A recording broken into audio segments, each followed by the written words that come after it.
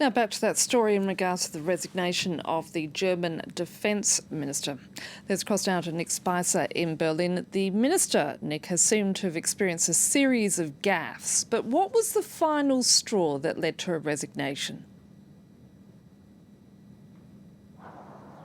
I think the final straw is really contained in the statement that she made in handing in a resignation to Olaf Scholz, the Chancellor. She said, the media attention on me is hurting the work of the army, and the media attention really reached its peak because of a video she posted on Twitter, a personal video, she has said afterwards, in which she was seen standing in front of fireworks exploding in the sky, saying, "There's a war raging in Europe, and I have made many friends and new experiences in Ukraine for which I'm useful." That was widely seen as tone deaf because there are, of course, explosions in Kyiv and Dnipro, as we've been hearing, of an entirely different nature. But it wasn't just that.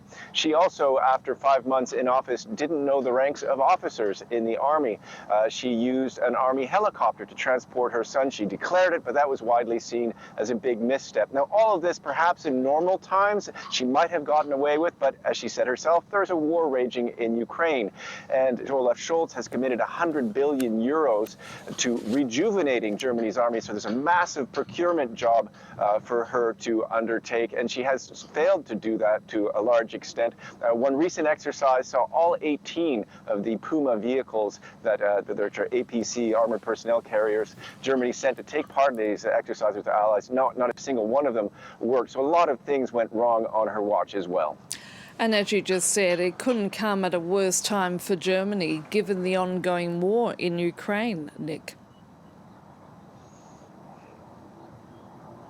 Yeah, and once again, Germany has, well, found itself either painted in a corner, but in a corner, because the big question now on the allies of Ukraine is, when do we send in main battle tanks? So big tanks, the United Kingdom has announced Challenger 2s are going in, and Germany needs to at least authorize the re-export of tanks, Leopard 2 tanks made in Germany, from Poland to Ukraine, and there's pressure on Germany to export some of its own tanks. And there are 2,000 such Leopard tanks across Europe, which some of them could go to Ukraine. Ukraine says it needs around 300. All of them will require German re-export licenses. On top of that, Thursday, Lloyd Austin, the Secretary of Defense of the United States, comes to Berlin to talk to Olaf Scholz, probably about that. And on Friday at Ramstein, the big American military base down there in Bavaria, we'll see around 14 members of the alliance that is supplying Ukraine with weapons gather and make some big decisions. So Lambrecht is gone. The question now is, who will her replacement be?